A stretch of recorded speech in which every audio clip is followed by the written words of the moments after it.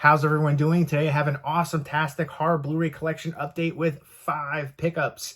Let me know if you've seen any of these and what you think of them, and let me know which one of these is your favorite. Leave me those comments down below. But this update is awesome-tastic in particular because I have 2 Blu-rays that are signed up. And let me know if you have any signed movies in your collection or if you have any signed movie memorabilia.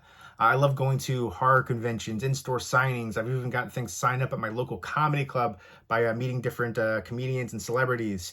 But every time I go to a horror convention, I try to set a budget, but I always go over the budget because not only do you get to meet different celebrities to take pictures with and get signatures from, there's always all kinds of different vendors with all kinds of cool stuff. So it's a great experience going to those. I love going to conventions. Let me know if you go to any horror conventions and which one is your favorite. But let's go ahead and get into it. First up is the Blob remake, directed by Chuck Russell, who's directed a lot of films that I grew up watching. Eraser with Arnold Schwarzenegger, A Nightmare on Elm Street Part 3 Dream Warriors, which is my favorite sequel in the franchise. Let me know what your favorite sequel is in the Nightmare on Elm Street franchise. He also directed Scorpion King.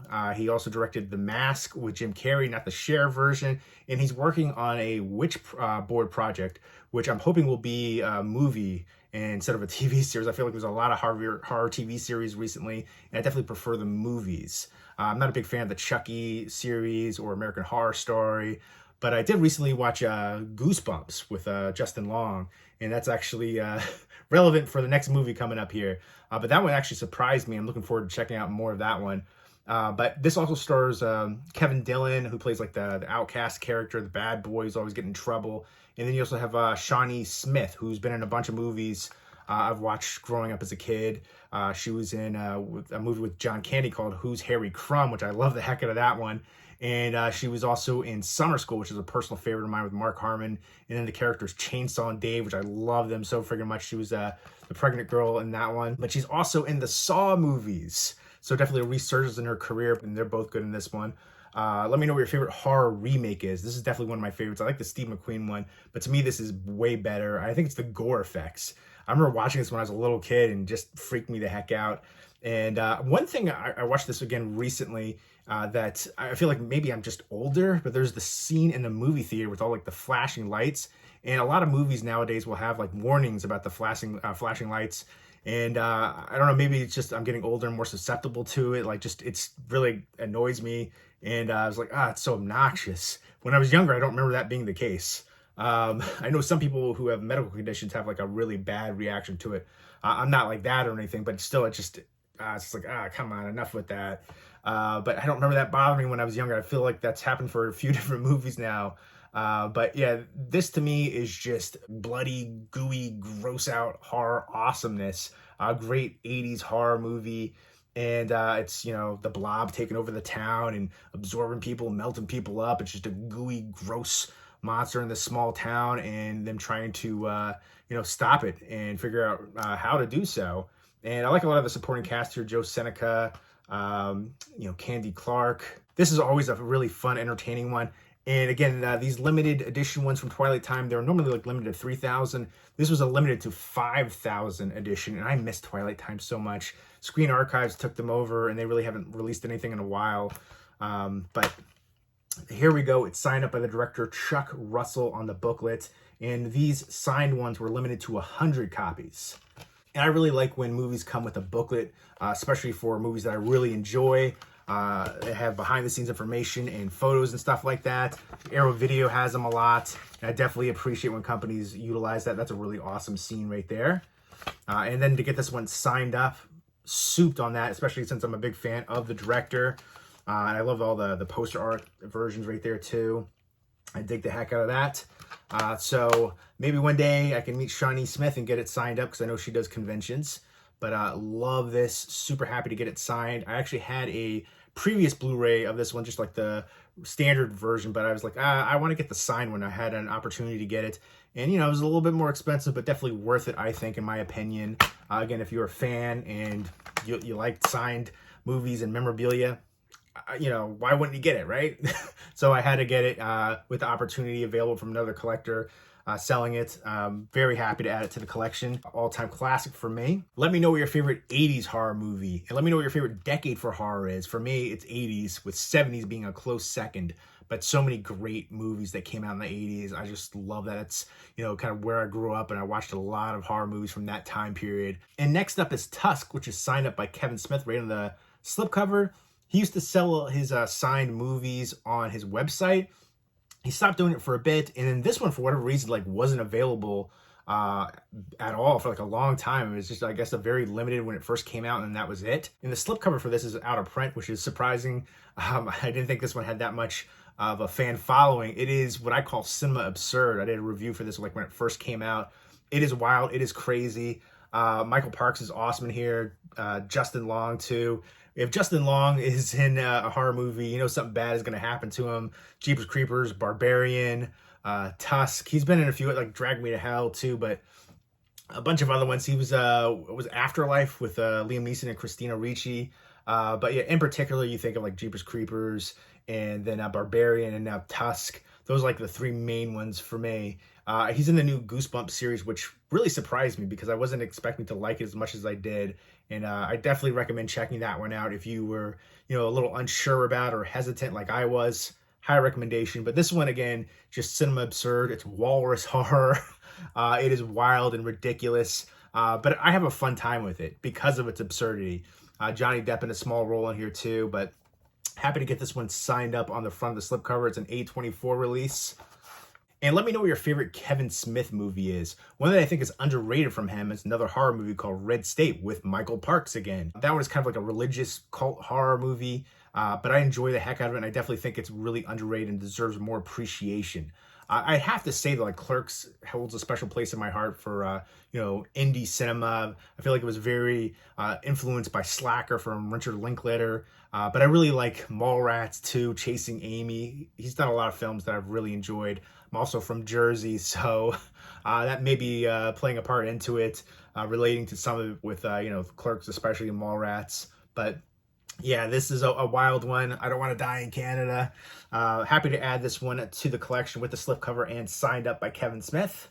And next up is a 4-movie collection, Miramax multi-feature for From Dusk Till Dawn. We've got the first one, the second one, which is Texas Blood Money, the third one, The Hangman's Daughter, and then Full Tilt Boogie, which is, you know, like a making of full-length documentary about it. I am a fan of all of these ones. I know the sequels get a lot of hate, but I enjoy the heck out of Texas Blood Money especially. And Hangman's Daughter is enjoyable to me. And that one actually has Michael Parks as well. So a lot of Michael Parks going on here. And that is another like horror Western. I feel like we need more horror Westerns out there. Let me know what your favorite horror Western movie is. I feel like there's a few ones that are always mentioned, like Ghost Town, which is a really good 80s one, not to be confused with the comedy movie of the same name. But then there's The Burrowers, which is kind of like a creature feature horror Western, which I think is really underrated. I enjoyed the heck out of that one. And then, of course, Bone Tomahawk, which is awesome. The ending to that one, just savage and brutal. But let me know what your favorite vampire movie is and ones that you think are underrated. I always talk about my favorite one ad nauseum on this channel, which is 30 Days of Night.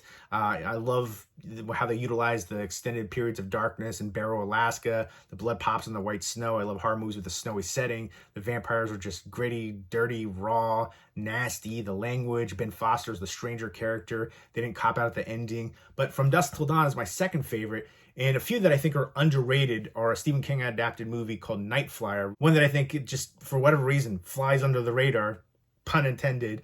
But then you have, from the director of Old Boy, a Korean one called Thirst. And you would think with him being the director of Old Boy that Thirst would get a lot more appreciation and love, but for some reason it still doesn't. And then there's a found footage one called Afflicted, which I love the heck out of that one. The less you know, the better. I really enjoy those three for underrated vampire movies. And From Dusk Till Dawn, the first one is my second favorite vampire movie. I feel like the popular choices are usually like, you know, the Universal Dracula or Spanish Dracula or Nosferatu or Bram Stoker's Dracula or Lost Boys or Fright Night, which are all great too. But yeah, for me personally, 30 Days of Night and then From Dusk Till Dawn. Yeah, I love the heck out of this one. You know, Robert Kurtzman did the story. Tarantino did the screenplay and he starred in it too.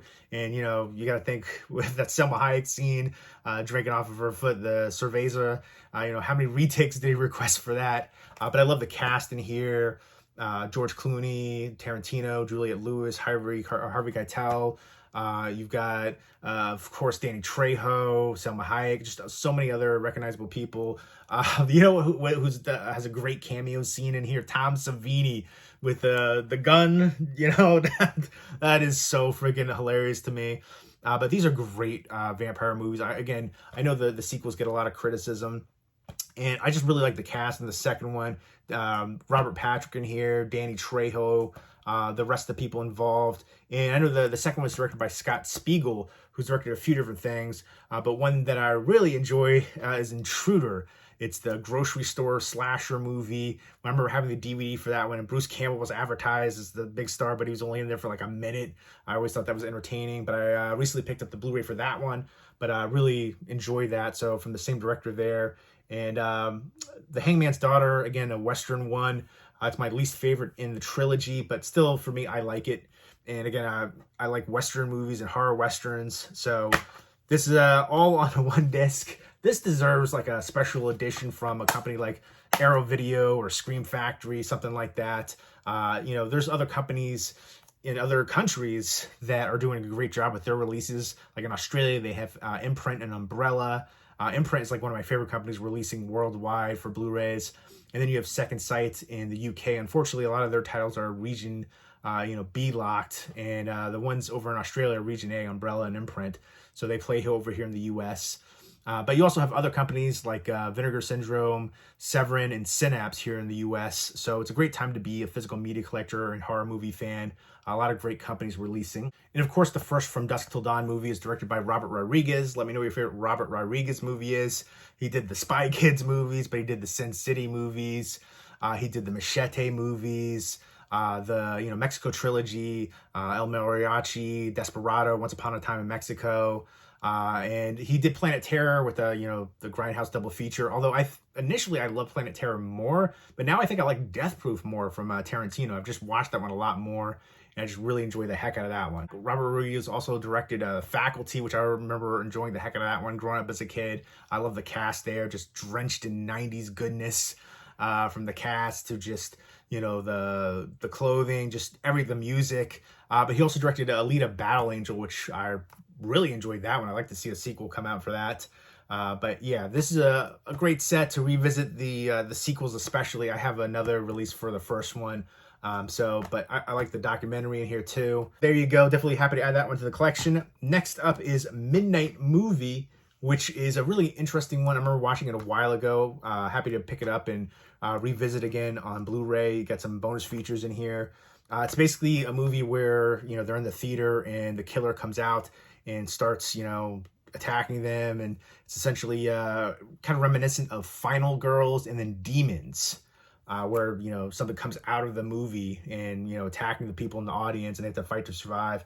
So, the slasher genre like that with a new twist, but it's not that new. We've seen it before, but kind of a little bit different though, I think. And I appreciated this one for that factor, something you don't see too much. You've seen it a few times.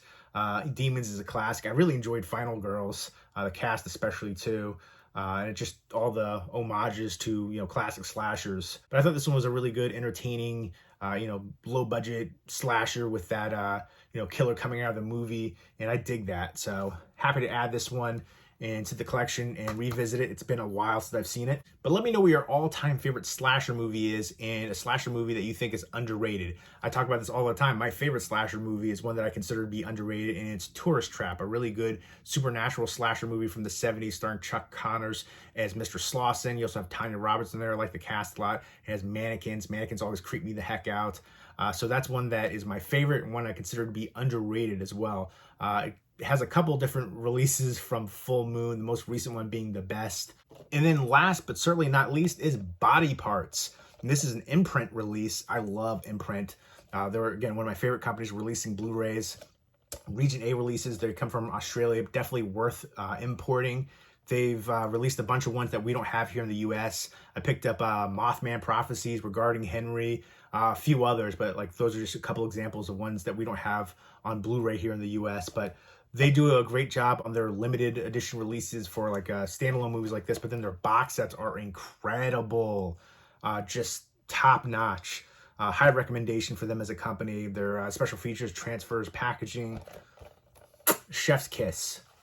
But I remember watching this one a lot as a kid. It's directed by Eric Red, who directed Bad Moon, which is a really good werewolf movie, one of my favorites. But he also wrote The Hitcher, which I grew up with that one too, with Rutger Hauer, so freaking awesome.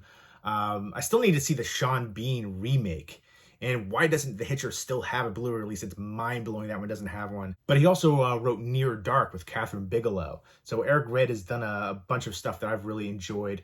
And this one stars Jeff Fahey. And I remember Jeff Fahey from Lawnmower Man. But then another movie called Serpent's Lair. I remember watching when I was a kid. It's like a movie about this succubus. And, you know, but when I was a young kid, I was really into the girl in that movie. You know, I was like, I wish I could be Jeff Fahey, but you know, it was a wild one. But I just remember that like for movies with him in it. But this is one like we've seen similar stories of where he loses a limb. I think he loses his arm in a car accident, and he gets a new limb, and it's from a serial killer, and he's getting, you know, these visions and stuff, and he meets other people who got other limbs from the same person, the same serial killer. Brad Dourif's in here too, and just like the violence and carnage that ensues from that, and just craziness. It's kind of like, you know, Frankenstein-esque, and there is like I want to say like a mad doctor character in here from what I recall.